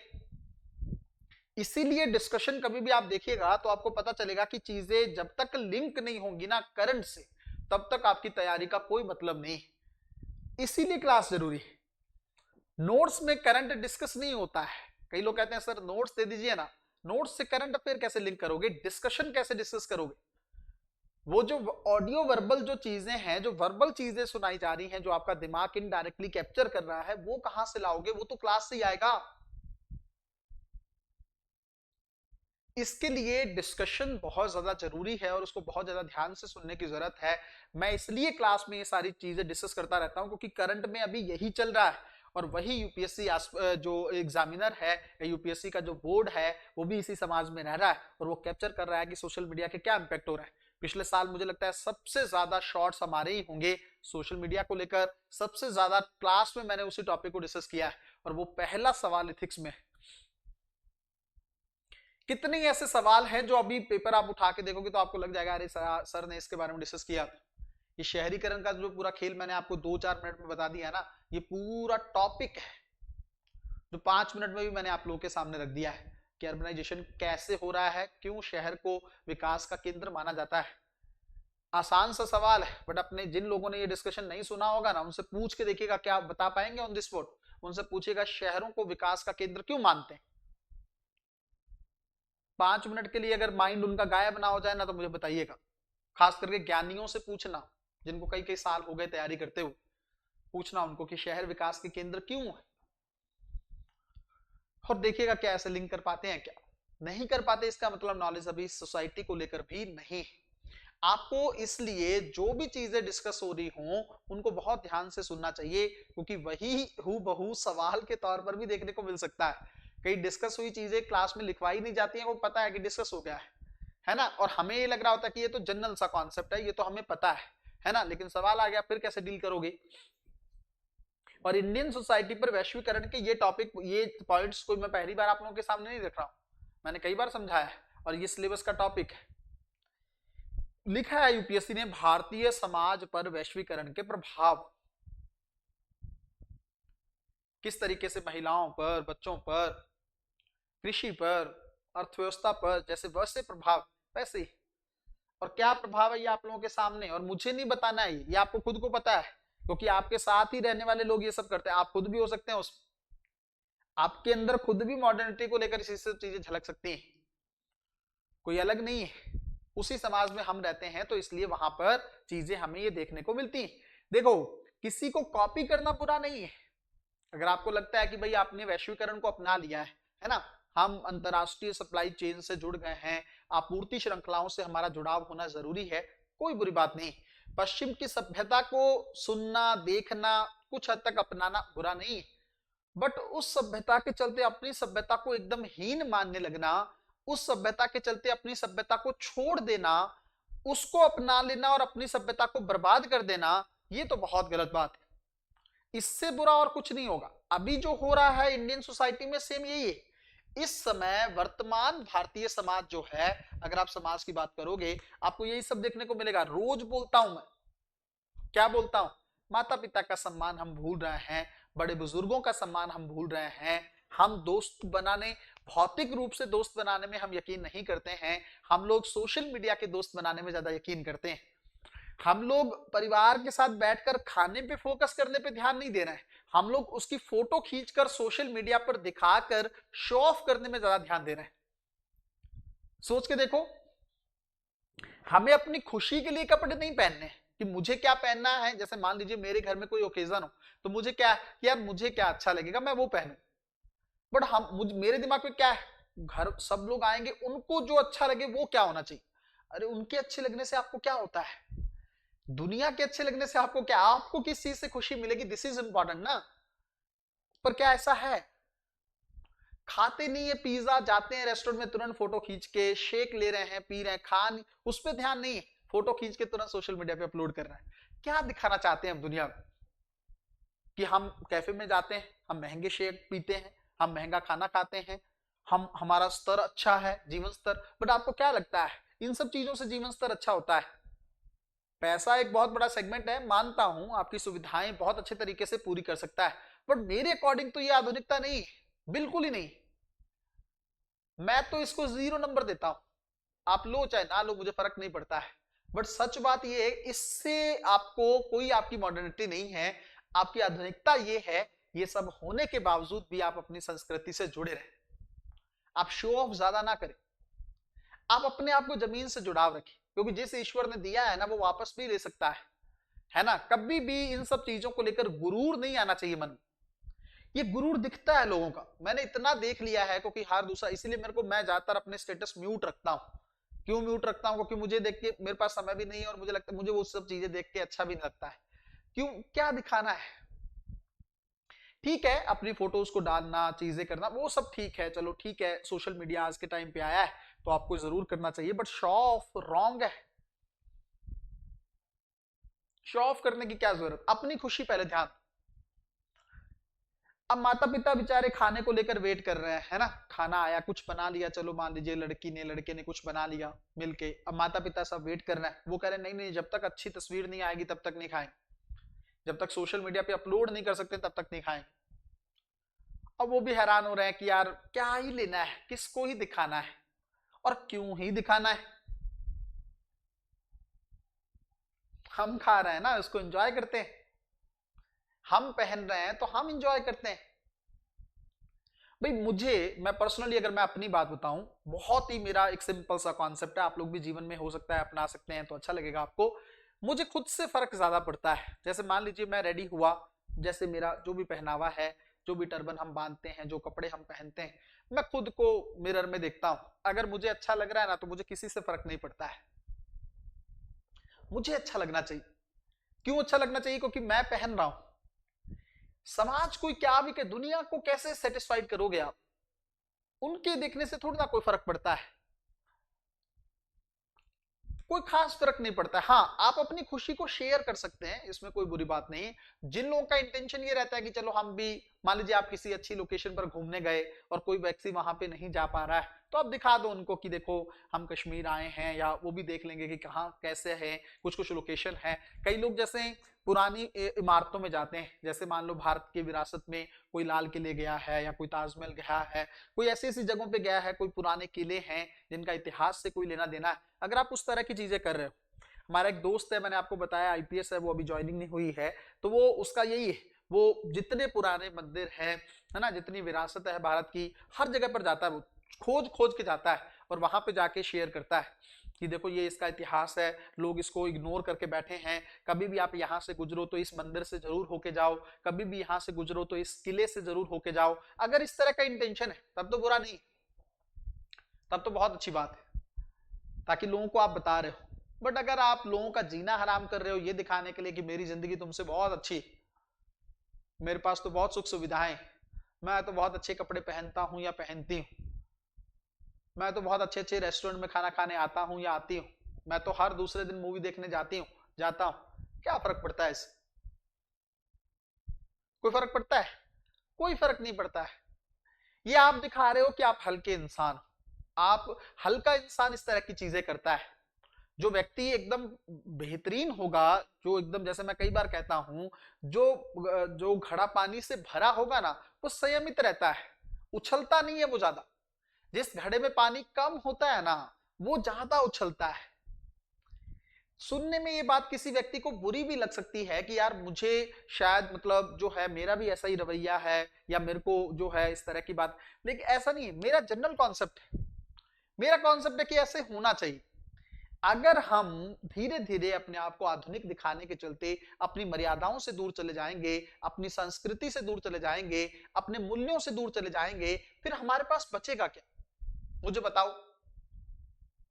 आज जिस तरीके से इंडियन सोसाइटी में आप चीजें देख रहे हो, सब कुछ एक ही चीज पे जाके टिक गया है ना। सब कुछ जो है लोगों ने पीछे छोड़ दिया है, बस अपनी पॉपुलैरिटी को बढ़ाने के लिए, अपनी लोकप्रियता को इंक्रीज करने के लिए, अपने फॉलोअर्स बढ़ाने के लिए, पैसा कमाने के लिए, भौतिकवाद की तरफ हमने सब कुछ बर्बाद कर दिया है। सोच के देखो आप, कुछ भी कर रहे हैं लोग, कुछ भी। इस तरह के समाज की अपेक्षा की थी आपने? ये कैसा विकास किया है? अर्थव्यवस्था के स्तर पर हम अमीर हो गए, एक समय पर हमारी कंडीशन बहुत बुरी थी, अच्छी बात है, बट समाज के स्तर पर कभी देखा है क्या हालत हो गई है हमारी? क्या करने लगे हैं हम लोग? और अगर ये ऐसा ही चलता रहा तो आने वाले टाइम में कितना ज्यादा जो है सिचुएशन और वर्स्ट आपको देखने को मिलेगी। अगर यही सब चलता रहा तो बच्चों की क्या हालत रहेगी? किस तरह का भविष्य भारत का बनेगा? छोटे छोटे बच्चे जो हैं वो क्लब में जाते हैं, वो सिगरेट का धुआं उड़ाते हैं, वो ड्रिंक करते हैं, है ना। छोटे छोटे बच्चे, स्कूल में जाने वाले बच्चे जो हैं स्मोकिंग कर रहे हैं। ये कैसा समाज है? छोटे छोटे बच्चे इतनी ज्यादा गाली गलौज करते हैं, इतना ज्यादा फोन का जो है मल्टीपल तरीके से उसमें सिक्योरिटी का गेम खेल लेते हैं। ये कैसी अचीवमेंट है? इसको कैसे अप्रिशिएट किया जाए? आज बच्चों की छोटी छोटी बातों को हम नजरअंदाज कर देते हैं, कल को बच्चा बड़ा हो जाएगा तो फिर वो चीजें आप ही को तो फेस करनी पड़ेंगी, किसी और को थोड़ी ना फेस करनी पड़े। कभी भी जीवन में कोई कुछ भी कहे, अपने सिद्धांतों से इंसान को पीछे नहीं हटना चाहिए, चाहे कैसी भी कंडीशन। रंगत का असर बहुत जल्दी होता है, संगत जो रहती है ना उसकी रंगत बहुत जल्दी चढ़ जाती है। आप किसी इस तरह के ग्रुप में रह रहे हैं जो लोग जो ज्यादा शो ऑफ कर रहे हैं तो आप भी करने लगेंगे। किसी ग्रुप में रह रहे हैं जो माता पिता से ज्यादा पॉकेट मनी की डिमांड करते हैं तो आप भी करने लगोगे। किसी ग्रुप में रह रहे हो जो जो ज्यादातर ड्रिंक करते हैं, स्मोकिंग करते हैं, तो आप भी करने लगोगे। बट इंसान तो वही है ना जो कीचड़ में रहकर भी गुलाब के फूल की, कमल के फूल की तरह खिले। उस पर छींट नहीं आनी चाहिए। बात तो तब है, आपको अपना स्तर वैसा ही रखना है, आपको नहीं बदलना है। भारत बदल गया है, पश्चिम को देख के समाज बदल गया हमारा। और ऐसा नहीं है सब कुछ जो है बुराई है, पर ज्यादातर बुराई हो गया है। कैसी कैसी घटनाएं जो हैं देखने को मिल रही हैं, कैसे कैसे बच्चियों के साथ किस तरीके के क्राइम किए जा रहे हैं, ये सब क्या है? ये सोशल मीडिया ही तो है। इतना माइंड में ये सब चीजें, और 24 घंटे हम लोग एक ही तरफ चीजों में ध्यान रखना है। 24 घंटे हमारा ध्यान पढ़ाई में नहीं है, हमारा ध्यान आध्यात्मिकता में नहीं है, हमारा ध्यान योग की तरफ नहीं है, एक्सरसाइज की तरफ नहीं है, हमारा ध्यान सोशल मीडिया पे जो न्यूडिटी फैल रही है, 24 घंटे उधर ही ध्यान है। तो फिर वैसे ही क्राइम होंगे, हो भी रहे हैं। कोई रिश्ता बच नहीं रहा समाज में। हैरान कर देने वाली घटनाएं आ रही। तरस नाम की चीज नहीं बची है लोगों को, फर्क नहीं पड़ता है लोगों। किसी को तड़पाने में लोगों को मजा आने लगा है, किसी को तकलीफ देने में लोगों को खुशी मिलने लगी है। ये इस समय के भारतीय समाज का आईना है जो मैं आप लोगों के सामने रख रहा हूं।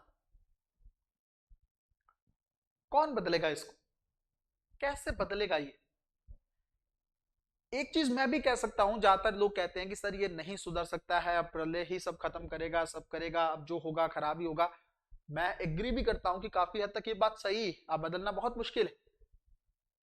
बट यूपीएससी टीचर और एक ऐसे टीचर होने के नाते जो कितना भी अंधेरा क्यों ना हो, उजाले की एक किरण के लिए हमेशा व्याकुल रहता है, ऐसा टीचर कभी ये बात नहीं कह सकता है कि अब कुछ नहीं हो सकता है। इसलिए मैं कहता हूं कौन बदलेगा? आप ही लोग बदलोगे। सेलेक्ट हो जाओगे, अपने से शुरुआत करोगे, चीजों को मानोगे, इंप्लीमेंट करोगे, दुनिया आपको देखेगी, दुनिया बदलेगी। एक, जैसे वो कहते हैं ना, एक मछली पूरा तालाब खराब कर सकती है, बट एक मैं उल्टा आपको इसका बोलता हूं कि एक बेहतरीन व्यक्ति काफी दुनिया को, पूरी दुनिया को बदल सकता है। एक व्यक्ति बस वो ठान ले कि मुझे ऐसे करना है। जिस दिन आप डीएम बनकर किसी एक डिस्ट्रिक्ट में जाओगे और वहां पर जाकर इन चीजों को लागू करोगे ना, तब देखिएगा आपकी बात की क्या वैल्यू रहती है। लोग फॉलो करेंगे आप, और आपको फॉलो करेंगे ना तो फिर वो आगे जहां जहां जाएंगे वहां उनको दुनिया फॉलो करेगी। कहीं से तो शुरुआत करनी ही पड़ेगी ना, किसी ना किसी को तो लॉ जला के रखनी पड़ेगी। सब नीरस होके या सब जो है उम्मीद रहित तो होके या एकदम निराशावादी होके तो नहीं रह सकते ना। बदलना तो पड़ेगा, किसी ना किसी को तो आगे बढ़ना ही पड़ेगा।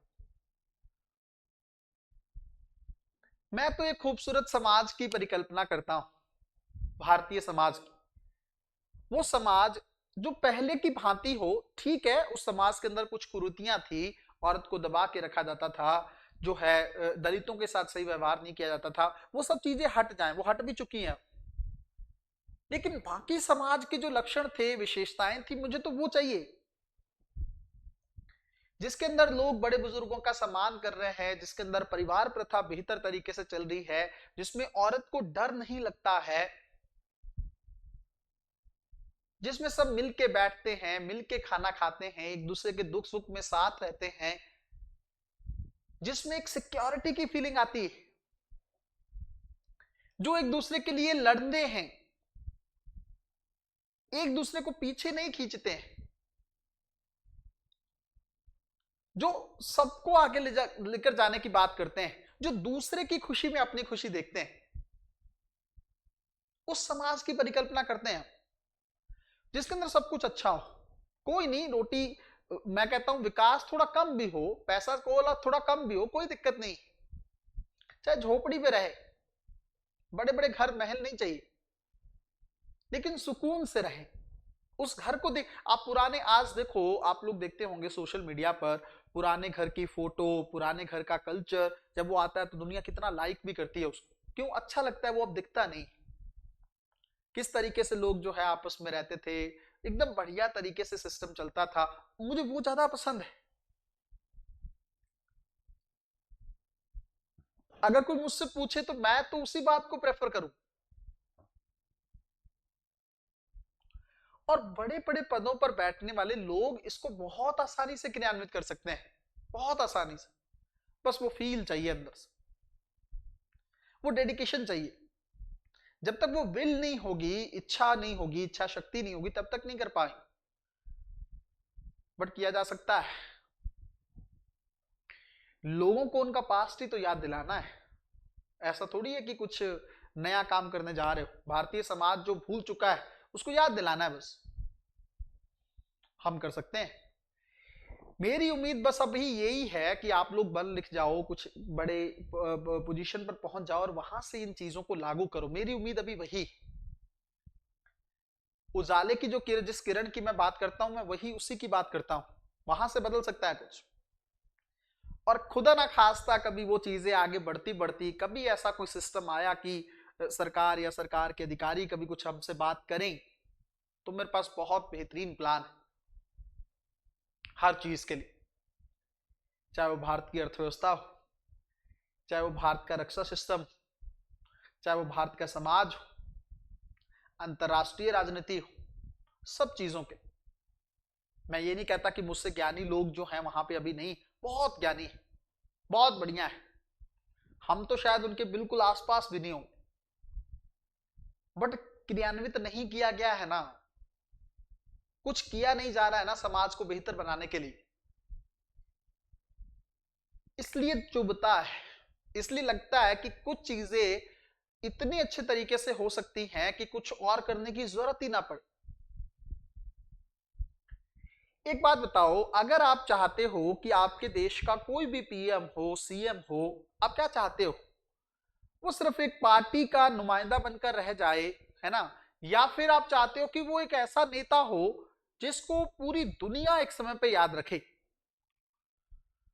कुछ ऐसा कर गुजर जाए वो अपनी जिंदगी में कि मतलब ना केवल अर्थव्यवस्था को बदल जाए, समाज को बदल जाए, सिस्टम को चेंज कर जाए, सब बदल जाए। नेगेटिव रूप से नहीं, पॉजिटिव रूप से बात करना।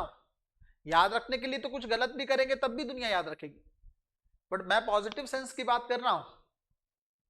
चाहे 5 साल ही सत्ता में रहो, बट ऐसा रहो कि बच्चे जब आपसे मिले तो आप बच्चे हो जाओ, उनको उनके तरीके से समझाओ। भारतीय पीएम करते भी हैं, मन की बात में बच्चों की तरह ही उनको समझाते हैं, अधिकारियों से मिलते हैं उनसे ही समझाते हैं।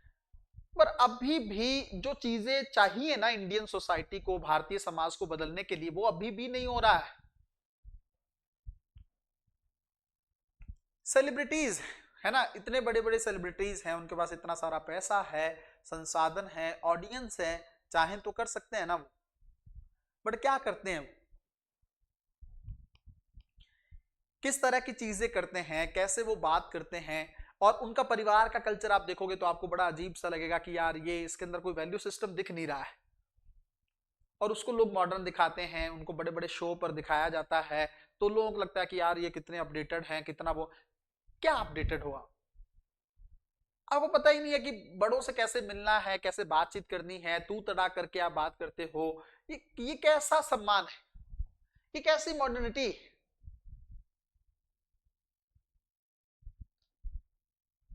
ये नहीं चाहिए। चाहिए जिसमें सीमाएं भी हो। देखो, व्यक्ति हो, जानवर हो, देश हो, जब तक अपनी सीमा में नहीं रहता है ना, बिगड़ जाता है। व्यक्ति अगर अपनी सीमाओं में ना रहे तो क्या होगा? गलत रास्तों पे जाएगा। जानवर को अगर आप अपनी सीमा तय करके नहीं रखोगे तो क्या कर, नुकसान कर देगा वो, कर देगा कि नहीं कर देगा? उसी तरीके से कोई भी लोग है, समाज को भी हमें अपनी सीमा दिखानी होगी। हमें परिवार के अंदर अपनी मर्यादाओं को ध्यान में रखना होगा, हमें परिवार के अंदर अपनी सीमाओं को ध्यान में रखना होगा, तब जाके समाज जो है खूबसूरत समाज बन पाएगा। मैं बात कर रहा था वैश्वीकरण को लेकर, हम लोगों ने काफी डिटेल में डिस्कस किया। फिर सामाजिक सशक्तिकरण को लेकर हमें काम करना, ये जितने ग्रुप है, महिला सशक्त करने की जरूरत, बच्चों को भी सशक्त करने की जरूरत, आज भी सशक्त नहीं हो पाए, वंचित तबके, इनको सशक्त करने की जरूरत है, इंपावर्ड करने की जरूरत है। एक विशेषता भारतीय समाज की या एक टॉपिक जो है सांप्रदायिकता है। जब हम अपने ही धर्म को बेस्ट मानने लगते हैं, जब हमें किसी और का धर्म दिखता ही नहीं, हमें खुद का ही धर्म बेहतर लगने लगता है, इसका मतलब क्या है? संप्रदायवाद कर रहे हो आप।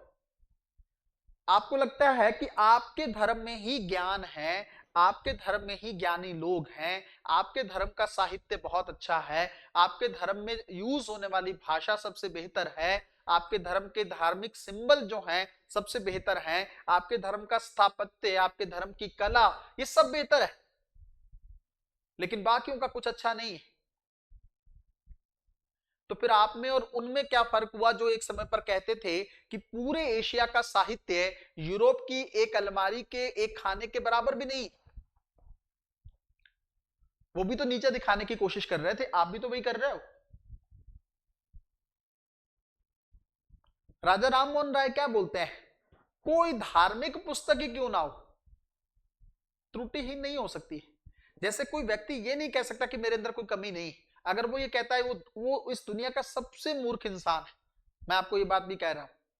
अगर कोई ये कहता है ना कि मेरे से मतलब मेरे अंदर कोई कमी है ही नहीं, मैं सबसे बड़ा ज्ञानी हूं, मेरे पास सारा नॉलेज है, कोई भी चीज पूछ लो मुझे सब पता है, अगर कोई ये कहता है वो मूर्ख इंसान है। क्यों मूर्ख है? इतनी बड़ी कायनात है, सारी चीजें आपको नहीं पता हो सकती, पहली बात। दूसरी बात, इंसान का मतलब ही कुछ ना कुछ कमी रहना है। इंसान में अगर कमी ना रहे तो वो भगवान बन जाता है। आप कहोगे सर क्या हम भगवान नहीं बन सकते? बहुत बड़ी तपस्या है, बहुत बड़ी तपस्या है, इतना आसान नहीं है। काम, क्रोध, लोभ, मोह, अहंकार सब खत्म करना होगा, नहीं हो पाएगा, नहीं हो पाएगा। आप कहोगे सर क्या सच में ये सब कुछ खत्म करना होगा, बैलेंस करना पड़ेगा? काम बैलेंस हो पाता है क्या? कई बार बहुत, कई बार नहीं होता है, कई बार बहुत ज्यादा होता है, बैलेंस करना बहुत मुश्किल है। क्रोध, बस हमेशा ऐसी सिचुएशन हो जब जरूरी सिचुएशन में ही क्रोध आए, क्या ऐसा हो पाएगा? बड़ा मुश्किल है। कर पाओगे तो बहुत अच्छी बात है। लोभ, पोजीशन पे हो, आईएएस हो, और एकदम से कोई बहुत बड़ा पैकेट जो है आया है और आपको दिख रहा है कि उसके अंदर 500-500 के नोट हैं, और फिर भी आप उसको नहीं उठा के फेंक दे रहे हो, ये कर पाओगे? जितना जरूरी है उतना ही रख पाओगे? नहीं ना। तो फिर लोभ कैसे कंट्रोल करोगे? मोह, परिवार के साथ, बच्चों के साथ, हस्बैंड वाइफ के साथ सीमा होनी चाहिए। आप कहोगे सर इसमें क्यों सीमा चाहिए? चाहिए, सीमा चाहिए इसके अंदर। क्यों चाहिए पता है? सब कुछ खत्म होना है। माता पिता से अटैच हो जाओगे वो भी खत्म होंगे, हस्बैंड वाइफ से अटैच हो जाओगे वो भी खत्म होंगे, बच्चे भी खत्म होंगे। तो जो खत्म होगा ना उसका दुख अंदर बैठ जाएगा, और ये नहीं चाहता ईश्वर। ईश्वर कहता है लगाव उससे करो जो हमेशा था, है और रहेगा। सबसे ज्यादा मोह प्यार उसी से होना चाहिए, बाकी सबसे सेकंड नंबर। कोई भी हो, आपके माता पिता हैं, आपके कोई किसी से आप प्यार करते हो, वो है सेकंड पोजीशन। सबसे ज्यादा पहले नंबर पर ईश्वर होना चाहिए। जिन लोगों ने परमात्मा को, ईश्वर को प्यार में सबसे ऊपर रखा है ना, वो जीवन में कभी भी उदास नहीं होंगे, ये मैं गारंटी देता हूं आपको। और ईश्वर उनका साथ साथ कभी नहीं छोड़ता। और जो लोग जो हैं अपने प्यार के चक्कर में, अपने घर वालों के मोह के चक्कर में ईश्वर को भूल जाते हैं ना, अपने करियर के मोह के चक्कर में, और स्थान से भी मोह होता है लोगों को, किसी वस्तु से मोह होता है। कपड़े पहन लेते, अरे यार ये कपड़ा कैसे फट गया, मेरा जीवन अब कैसे चलेगा, मेरे कपड़ों को खराब हो गए, दाग लग गए, ये हो गए। मोह है। जगह यहीं पे रहना है, कहीं और जाना ही नहीं है। किसी लोकेशन पर घूमने गए, यार काश मैं सारी जिंदगी यहीं रह पाता।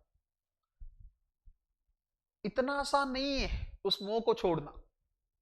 एक ही चीज से मोह होना चाहिए, परमात्मा से। क्यों? क्योंकि वो रहना है। इतना आसान है क्या? अहंकार, गुरूर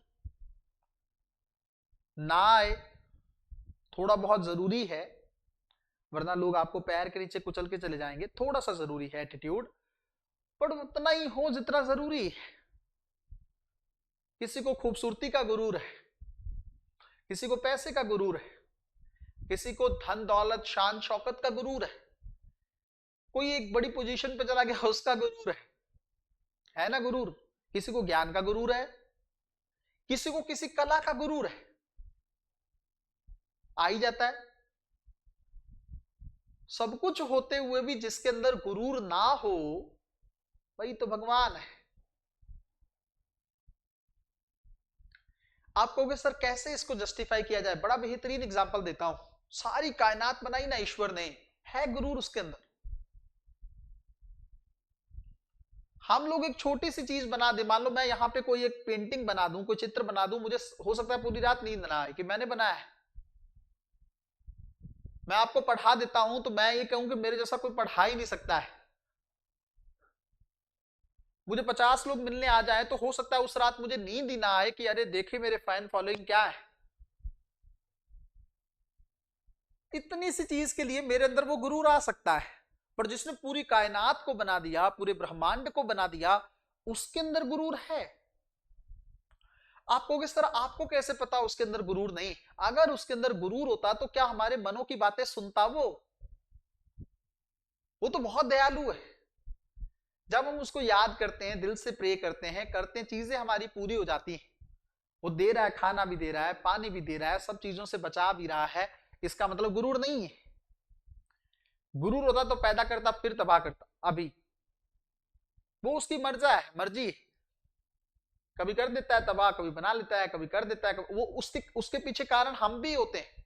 जिस तरीके से कलयुग में अभी दौर बढ़ रहा है, तो तबाह तो हम खुद ही होना चाहते हैं। जिस तरीके से हमने प्रकृति का विनाश किया है, उसके कारण तो हम खुद ही हैं। तो इंसान में कमी रहना वाजिब है, तो अपने आप को कभी भी 100% पूरा नहीं मानना है। जब आप अपने आप को 100% कंप्लीट नहीं मानोगे, आपके अंदर गुरूर आएगा ही नहीं। आप ये मान के चलो कमी है ना, अभी कौन सी कमी है जिसको मुझे सुधारना है? क्या मैं इमोशनल हो जाता हूं? क्या मुझे बोलने से पहले समझ नहीं आती है? क्या मैं अभी भी अपनी कुछ बातों से किसी को तकलीफ दे देता हूं? क्या कमी है? मुझे सुधारना है, मुझे काम करना है उसमें, वो मेरे लिए जरूरी है। क्योंकि जन्म से लेकर मरने तक इंसान का सबसे बड़ा युद्ध अपने आप से होता है। मेरी इस बात को याद रखिएगा। हमारी सबसे बड़ी प्रतिस्पर्धा, कंपटीशन अपने आप से है, किसी से नहीं। मैं जहां कल था, मैं आज उससे बेहतर होना चाहिए। मैं आज जहां हूं, कल इससे भी बेहतर हूं। मेरी ये लड़ाई है। मुझे खुद को सुधारना है, मुझे खुद की कमियों को दूर करना है, मुझे खुद को एक बेहतर इंसान के तौर पर स्थापित करना है। बस ऐसा इंसान जो अल्लाह को, ईश्वर को, परमात्मा को अच्छा लगे। एक ऐसा इंसान जिसके अंदर बेमतलब गुस्सा ना हो, एक ऐसा इंसान जिसके अंदर बेमतलब गुरूर ना हो, एक ऐसा इंसान जो हमेशा ही इस चीज में ना रहे कि पता नहीं मैं क्या हूं। मुझे वैसा नहीं बनना, मुझे वैसा बनना है जो ईश्वर को पसंद। मुझे ऐसी हर एक चीज करनी है जो मुझे अल्लाह के करीब लेके जाए, परमात्मा के करीब लेके जाए। मेरी लड़ाई ये होनी चाहिए। मुझे दुनिया को देख के अपना रवैया चेंज नहीं करना है। दुनिया गलत है तो मुझे भी बन जाना है। वो मेरे साथ बदला ले रहा है, गलत बोल रहा है, तो मैं भी वैसे करने लगूं। मुझे वैसा नहीं करना है। इंसान की लड़ाई अपने आप से है। जिस दिन वो ये समझ लेगा ना, खुद को सुधारना सबसे बड़ी चीज है। हम दूसरों को ज्ञान देने में बहुत ध्यान देते हैं। अरे यार उसको बोलना नहीं आता, उसके अंदर ये कमी है, वो ऐसा है, वो ऐसी है। यही करते करते हमारी पूरी जिंदगी निकल जाती है। हम कैसे हैं, हमारे अंदर क्या कमी, हम कैसे सुधार कर सकते हैं, कभी इस बारे में कोई नहीं सोचता है। कोई नहीं सोचता है अपने बारे में, जबकि लड़ाई तो वही है। मुझे एक बात बताओ, अगर आप किसी और को सुधारोगे तो वो अल्लाह के करीब जाएगा ना, आप जाओगे? लड़ाई किसकी है? परमात्मा से अलग होकर तो हम घूम रहे हैं ना। हम दुनिया को संभालते रह जाएंगे, सुधारते रह जाएंगे, खुद ना सुधरे तो खेल तो हमारा है। मैं कहता हूं किसी और को पढ़ाते रहो पढ़ाते रहो, वो सेलेक्ट हो जाएगा, आपका क्या? आपके सिलेक्शन से आपको फायदा है ना। उसी तरीके से आपके मुक्त होने से आपको फायदा है, और आप मुक्त तभी होगे जब आप खुद बेहतर बनो। ईश्वर के जैसा बनना पड़ेगा, हालांकि उसके जैसा कोई हो नहीं सकता, बट जो गुण उसके अंदर है वही गुण जिस दिन हमारे अंदर आ जाएंगे हम उसके जैसे हो जाएंगे। डिफरेंट डिफरेंट तरह के दो लिक्विड हो, तरल हो, उनको आप मिक्स करोगे, दोनों अलग अलग दिखते रहेंगे, और जिस दिन एक तरल पदार्थ के जैसा दूसरा तरल हो गया, पानी में पानी समा जाएगा, दोनों चीजें मिल जाएंगी, खत्म हो जाएगी कहानी। पर सेम गुण होने चाहिए, जैसे गुण उसमें हैं, परम आत्मा में जो गुण है वही गुण अगर हमारे अंदर आ जाएंगे, हम उसके जैसे हो जाएंगे, खेल खत्म हो जाएगा। यही बस इतना सा खेल है, इससे ज्यादा बड़ा खेल नहीं है। और जैसे ही व्यक्ति अपने आप पे सुधार करने लगेगा, क्योंकि व्यक्ति समाज का अंग है, समाज का अंग है, उसी के चलते हर व्यक्ति अगर अपने आप पे काम करने लगे तो क्या समाज खूबसूरत नहीं होगा? आप कभी करके देखिएगा, अपने परिवार में अगर आप एक अकेले बदलते हो ना, तो सब बदलने लगते हैं। कभी भी देखिएगा, आप ये सोचो ही मत कि मुझे सबको बदलना है, आप ये सोचो मुझे खुद को बदलना है। खुद बदल जाओगे, अपने आप सब बदल जाएगा। इस दुनिया में हम बहस करने नहीं आए हैं, हमेशा याद रखिएगा। इस दुनिया में हम लड़ने नहीं आए, इस दुनिया में हम बदला लेने नहीं आए, इस दुनिया में हम समय का सही इस्तेमाल करने आए। ये समय फिर नहीं मिलेगा, कई जन्मों के बाद मिला है, मिन्नतों तरलों के बाद मिला है, इसका इस्तेमाल करना है, बहस में नहीं गंवाना। इसको करने लगते हैं ना आप लोग बहस नॉर्मली, और कई बार हम उन लोगों से बहस करने लगते हैं जिनका कोई मतलब ही नहीं है, और ऐसी बहस में पड़ जाते हैं। और टॉपिक्स क्या होते हैं, जैसे मान लीजिए यूपीएससी का कोई टॉपिक है, आपको लगे अरे मैंने बेहतर लिखा है, आप उसको कहो, वो कहे मैंने अच्छा लिखा है, हो गया काम। बच्चे मान लो आजकल ऐसे लिख रहे हैं ग्रुप में, वो कहे कि नहीं नहीं नहीं तुम्हारा अच्छा नहीं है, मेरा अच्छा नहीं है, वो उसको ज्ञान देने लगे, वो उसको ज्ञान देने लगे। थोड़ा बहुत इवैल्यूएशन करना ठीक है, बट मैं एक अलग सेंस की बात कर रहा हूं। कई बार छोटे छोटे टॉपिक्स हैं, जैसे मान लीजिए, जिनको और कॉम्प्लेक्स बना देते हैं। ईश्वर है कि नहीं, इस पे बहस, तुम्हारा धर्म अच्छा कि मेरा धर्म अच्छा, तुम्हारी संस्कृति अच्छी कि मेरी संस्कृति अच्छी, तुम्हारे कपड़े अच्छे कि मेरे कपड़े अच्छे, तुम्हारा खान पान अच्छा कि मेरा खान पान अच्छा, तुम्हारे त्योहार बेहतर या हमारे फेस्टिवल अच्छे। ये डिस्कशन के टॉपिक, उत्तर भारत अच्छा कि दक्षिण भारत अच्छा, इंडिया अच्छा कि अमेरिका अच्छा, यही टॉपिक है डिस्कशन के। पर बहस किससे करनी है बच्चों, ये भी ध्यान रखना बहुत जरूरी। कई बार वो कहानी आप लोगों को सुनाया हूं, गधा और टाइगर आपस में लड़ लेते हैं और इस बात पे बहस होती है। गधा बोलता है ये घास नीली है, टाइगर बोलता है चाहे मैं घास को खाता नहीं, बट दिखता तो मुझे भी है, क्या है, घास हरी है। गधा बोलता मैं तो रोज खाता हूं इसे, मुझे पता है नीले रंग की है। टाइगर बोलता है अच्छा चलो तुम खाते होगे पर मैं नहीं खाता, बट मेरी आंखें तो ठीक हैं, देखता रोज हूं मैं, हरे रंग की है। कहते चलो राजा के पास, अभी पता चल जाएगा। शेर के पास जाते हैं और मैटर सुनाते हैं। गधा बोलता है जी देखो राजा साहब, ये घास नीली और ये टाइगर भाई मान नहीं रहे हैं, बहुत तंग कर रहे हैं। तो शेर पूछता है टाइगर को कि तुम्हारा क्या पक्ष। टाइगर बोलता है जी देखो शेर जी, ना आप खाते हो ना मैं खाता हूं, बट हमें पता तो है ना, दिखता तो है ना कि घास हरी। तो शेर फैसला सुनाता है टाइगर को कि तुम्हें जंगल को छोड़कर 2 साल के लिए जाना होगा, तुम्हें सजा मिलती है। तुम्हें सजा दी जाती है, निकाला जाता है तुम्हें जंगल से। ये सुनकर गधा डांस करते हुए भाग जाता है, मैं जीत गया, मैं जीत गया, मैं जीत गया। टाइगर पूछता है शेर से कि ये कैसा न्याय है राजा जी, मैंने तो सुना था हमने आपको जिताया है और आप ये न्याय कर रहे हो।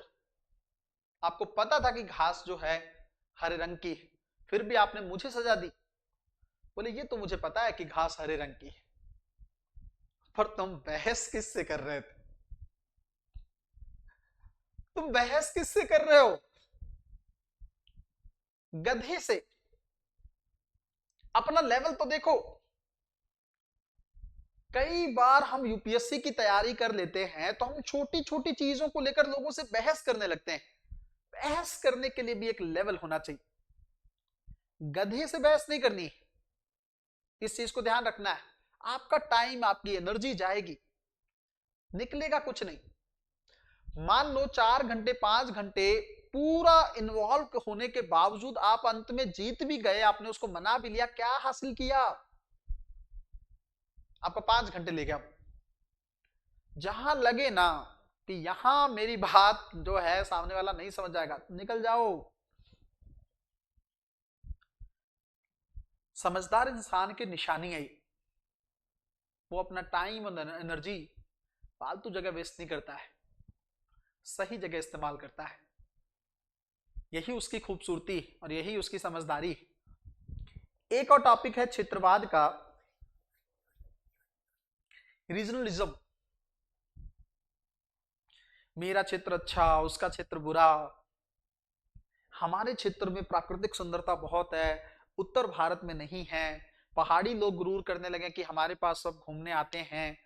नॉर्थ ईस्ट वाले कहें हमारा कल्चर बहुत अच्छा है, हमारी भाषा बहुत अच्छी है, हमारा ये बहुत अच्छा है, हमारा वो बड़ा अच्छा है।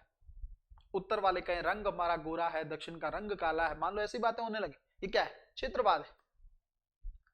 नदियों को लेकर विभिन्न राज्य आपस में लड़ने लगे, क्या है? क्षेत्रवाद है। राष्ट्रीय हितों को छोड़कर जब अपने राज्य हितों को प्रमुखता दी जाने लगे, ये क्या है? क्षेत्रवाद है। ये एक मुद्दा है। इससे जुड़े कौन से मुद्दे, कौन से कारण है, उसको भी हम लोग भारतीय समाज में समझने का प्रयास करेंगे। तो आज हम लोगों ने एकदम डिटेल में इंडियन सोसाइटी का सिलेबस देखा है। मुझे ऐसा लगता है कि इसी क्लास से आप लोगों का सिलेबस तैयार हो गया है, क्योंकि मैंने हर टॉपिक को डिटेल में समझा दिया है कि ये टॉपिक है क्या। और इसीलिए समाज को पढ़ने में मजा भी आता है। क्यों? क्योंकि आप जो डेली रूटीन में अपना जीवन फेस कर रहे होते हो, वही बातें इसके अंदर डिस्कस की जाती हैं, बट एक सिस्टमेटिक तरीके से कंटेंट आपके पास होना चाहिए। ये जितना डिस्कशन आपने सुना है, ये कहीं ना कहीं पे आपके बैक ऑफ द माइंड में रहना चाहिए। जीवन जब ये चलेगा और आप आंसर लिखोगे, ये सारी चीजें आपके आंसर में झलकेंगी, ये सारी बातें आपके आंसर में दिखेंगी। और जैसे ही आपके आंसर में एग्जामिनर को ये थोड़ा सा भी पॉइंट दिख गया कि बच्चा इस तरह की मेंटालिटी रखता है, बहुत भर भर के नंबर देगा आपको। ये मेंटालिटी चाहिए। मेरे 2 एजेंडे होते हैं जब भी मैं क्लास करता हूं। एक, आपको एक बेहतरीन कंटेंट मिले, ताकि आप जब उसको लिखो तो आपके, चाहे आपने याद भी नहीं कर रखा है ना, तब भी आपके पास पॉइंट आ जाए कि यार सर ने एक पॉइंट ये बोला था, दूसरा बोला था, तीसरा बोला था, याद आ जाए आप। एक तो ये। दूसरा एजेंडा कि अगर आप में से कितने भी बच्चों की क्लास है और उसमें से 2 4 5 लोग भी सुधर गए, उन्होंने बातें ये पकड़ ली, तो मजा आ जाएगा। जीवन के किसी पड़ाव पर जाकर याद करेंगे कि सर मजा आ गया था, क्या बात बताई थी आप, हमने लागू की और बदलाव देख रहे हैं अपने डिस्ट्रिक्ट, बदलाव देख रहे हैं अपने घर में, बदलाव देख रहे हैं अपने आप में। मुझे तो वो उसका मेरा एजेंडा रहता है, मैं स्वीकार करता हूं इसको खुले तौर, मैं बिल्कुल स्वीकार करता हूं। मेरे 2 एजेंडे रहते हैं क्लास। एक, क्लास में क्वालिटी के साथ कोई कॉम्प्रोमाइज ना हो, और दूसरा, अगर आप इस क्लास से कुछ सीख के जाएं तो वो पॉजिटिव हो, वो बेहतर हो, एक अच्छा इंसान बनाने के लिए जरूरी हो। कोई भी एक ऐसी नकारात्मक बात ना सीखें। आप टीचर्स को देखेंगे, आप लोग डिफरेंट डिफरेंट प्लेटफॉर्म से क्लासेस भी करते होंगे। कई बार ऐसी बातें क्लास में करते हैं जिससे बच्चे अनकंफर्टेबल फील करते हैं। लड़कियों को कई बार वो बातें सुनने में अच्छी नहीं लगती, टारगेट करने लगते हैं एक स्पेशल वर्ग को। महिला को टारगेट करने लगते हैं, उसको वस्तु की तरह यूज करने लगते हैं, उसके कपड़ों को लेकर, बॉडी को लेकर जो है कमेंट बाजी होती, ताकि थोड़ा सा अट्रैक्ट किया जा सके। मेरे अंदर किसी भी क्लास में आप देखेंगे वो चीज नहीं दिखेगी, क्योंकि मैं वैसा हूं ही नहीं।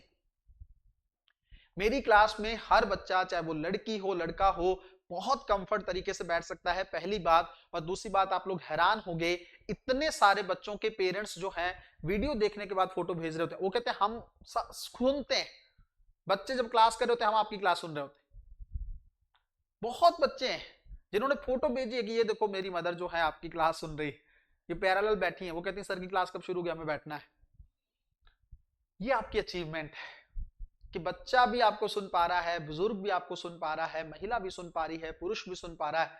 कोई गुरूर नहीं है, बट मेरा सिस्टम ही वैसा है।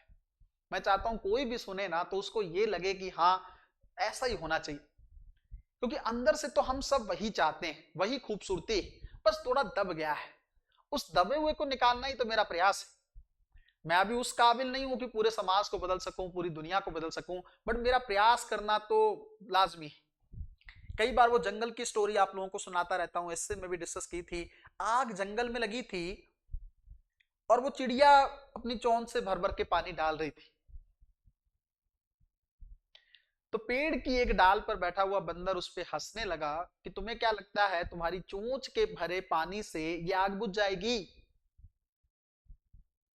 हंस रहा था वो। तो चिड़िया ने आगे से बोला, मुझे पता है ये आग मेरे पानी से नहीं बुझेगी, पर जिस दिन जंगल का इतिहास लिखा जाएगा, मेरा नाम आग लगाने वालों में नहीं, आग बुझाने वालों में आएगा। कितनी खूबसूरत बात है। मुझे पता है मैं पूरी दुनिया को नहीं बदल सकता, मुझे पता है पूरे भारत को नहीं बदल सकता, मुझे पता है पूरे समाज को नहीं बदल सकता, बट कोशिश तो कर सकता हूं। दिवाली में जलने वाले पटाखों की लड़ी को जब आग लगाई जाती है तो एक ही पटाखे को लगाई जाती है, फिर अपने आप वो आग सारी लड़ी को पकड़ लेती है। मेरा काम एक दिया जलाना है, मेरा काम उस लड़ी को आग दे देना है, फिर अपने आप जलती रहेगी वो। अगर मरने से पहले कुछ बच्चे ऐसे अधिकारी बना दिए जो मेरी बातों को फॉलो करें, जो आगे उस चीज को लागू करें और इवन अपने लेवल पर उसमें इंप्रूवमेंट करें। हर व्यक्ति अपने जीवन में सीखता है, हर व्यक्ति के अपने कुछ स्पेशल ट्रेड्स होते हैं। मैं कभी नहीं कहता 100% मुझे फॉलो करो, खुद का भी होता है, तो उसके अकॉर्डिंग जो है, बट जिस दिन भी बदलाव करें वो बेहतर हो, बेस वही रहे, उनके दिमाग में बैठ जाए कि नहीं करना है तो ऐसे ही करना है, वरना नहीं करना है। आईएएस बनना है तो समाज को बदलना है, वरना नहीं बनना है। बहुत बने पड़े हैं, कुछ बने हैं जिनका नाम स्वर्णिम अक्षरों में लिखा गया है, तो अपना नाम उसी में लिखवाना है। शो ऑफ के लिए नहीं, बेहतर लोगों के दिलों पे नाम लिखा जाए, याद करें लोग, और मुझे भी प्राउड फील हो मेरा स्टूडेंट है या मेरी स्टूडेंट है। बस ये एक प्रयास है। आई होप कि आने वाले समय में भगवान मेरी इस बात को या इस अरदास को सुने, है ना, तो आने वाले टाइम में इसको देखेंगे। बहुत बहुत शुक्रिया आप लोगों का, काफी लोग आप लोग जुड़े आज क्लास में, है ना। पहली क्लास है, कल से हम लोग जो है लिखना स्टार्ट कर देंगे। 11:30 बजे का ही समय रहेगा क्लास का, है ना, तो उस वजह से हम लोग थोड़ा सा इसको खींचते रहेंगे। जल्दी हम लोग इंडियन सोसाइटी को कंप्लीट करके जो बाकी हमारे टॉपिक्स हैं कॉम्बो बैच में, उसको भी हम लोग कंप्लीट करेंगे। बहुत बहुत शुक्रिया आप लोगों का, थैंक यू सो मच।